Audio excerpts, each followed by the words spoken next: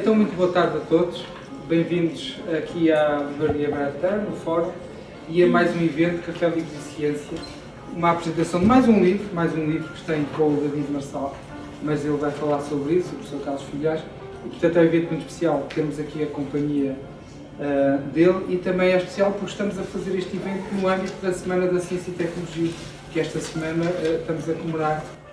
O livro não é só meu, eu sou o segundo autor. É do David Marçal, que é bioquímico e divulgador de ciência. Eu sou físico, como sabem, e também procuro divulgar ciência. É aquilo que se faz passar por ciência sem o ser.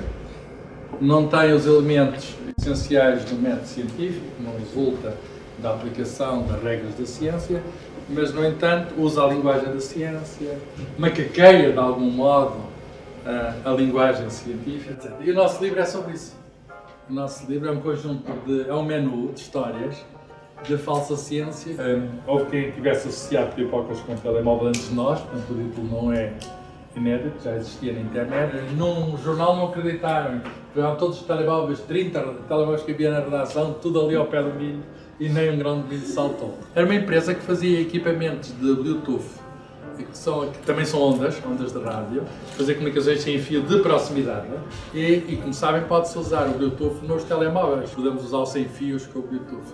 E esses fabricantes de Bluetooth, com aquele anúncio, queria dar a entender que era perigoso ter o telemóvel perto da cabeça e portanto, que deviam comprar equipamento de Bluetooth. Portanto, esta é a história que dá o título, ao livro, e nós procuramos, digamos, uma nota de humor. E mesmo que não procurássemos, é inevitável. Há coisas tão delirantes que eu, que tenho alguma experiência de ver tudo e mais alguma coisa na internet, algumas eu não acredito. Já tentaram tanta coisa porque não olhar para lá. Portanto, o Ministério da Educação até podia comprar lâmpadas em vez de pagar mais às pessoas. Era só para toda a gente olhar para a lâmpada. Essa história não é uma história longe de nós. E outras coisas, células estaminais, isso é uma questão muito interessante. Foi escrito pelo David Marçal, não sou grande especialista nisso, mas se vale ou não a pena recolher células do cordão umbilical, apostando na medicina daqui por 50 anos. A opinião do David, que escreveu essa parte, é que não vale a pena. Umas experiências que foram feitas e que foram publicadas na Nature.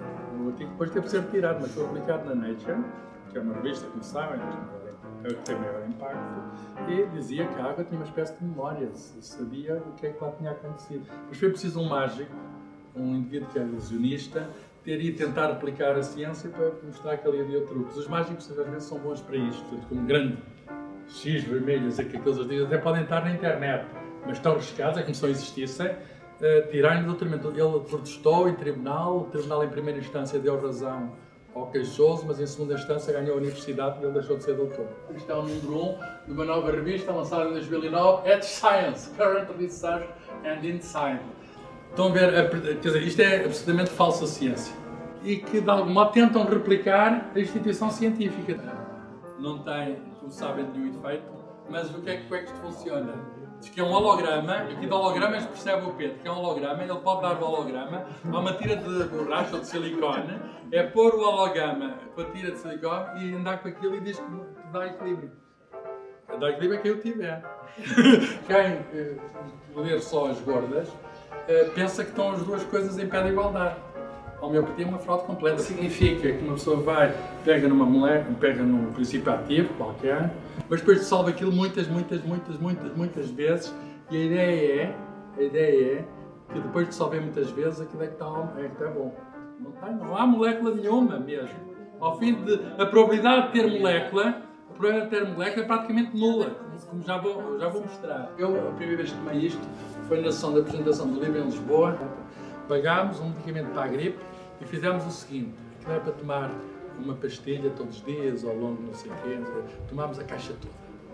Porque aquilo é só sacarose e a molécula do princípio ativo tirado de um animal qualquer, não sei o que, não está lá nada.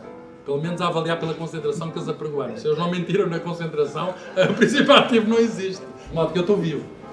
Ele também. Não prova nada. Eu sei que não prova nada. As pessoas que melhoram devido a estas coisas é feito placebo. E bem qual é a margem de erro. Cada estudo tem uma margem de erro.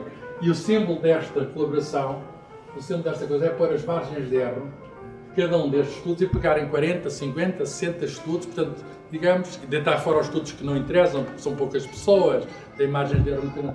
E aqui, por exemplo, para o medicamento ter efeito é preciso que passe daquela linha para o lado direito. Aquele medicamento não tem efeito. Não quer dizer que alguém não sinta um efeito. Em alguns estudos foi sentido um efeito. Disse que estava-se a libertar um gás, que é o gás radão, e segundo ele, isso era um pronúncio de um grande abalo. Havia, de facto, uns pequenos tremores e havia, dizia ele, um aparecimento do gás radão. Ora bem, a comunidade de seismologistas sabe que os pequenos abalos não significam necessariamente, não são pronúncio de um grande abalo. E a emissão de gás radão também não. Porquê? Porque tem experiências feitas ao longo de muito tempo, muita evidência acumulada, em que dizem, não está a dizer que não é. Pode ser ou pode não ser, não há nenhuma evidência que isso seja.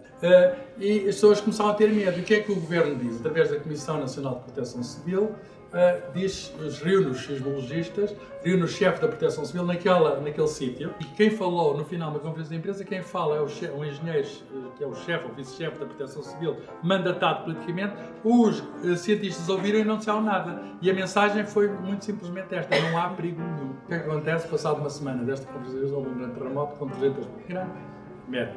300 pessoas mortas nesse sítio. As pessoas acharam que não tinham sido prevenidas para os riscos do terremoto. Eles estiveram calados. Havia ordens do governo para eles reunirem ali, mas eles estiveram calados. Ou antes disseram o que tinham a dizer lá dentro da reunião, e depois apareceu um porta-voz a dizer aquilo. De algum modo perceberam que era em nome deles, que eram as conclusões da reunião. As pessoas que tinham familiares mortos, algumas das pessoas que tinham familiares mortos, disseram que houve inação do governo e dos cientistas, no sentido de não foram suficientemente claros a dizer que havia risco. O que é que acontece? Acontece que eles foram há pouco condenados, quer o homem da Proteção Civil, quer 6 cientistas, a 6 anos de prisão, todos. E eu termino com esta frase, de Aristóteles, não sou eu, sou Aristóteles. Qualquer um pode zangar-se, isso é fácil, mas zangar-se com a pessoa certa, na hora certa, pelo motivo certo e da maneira certa, isso não é nada fácil.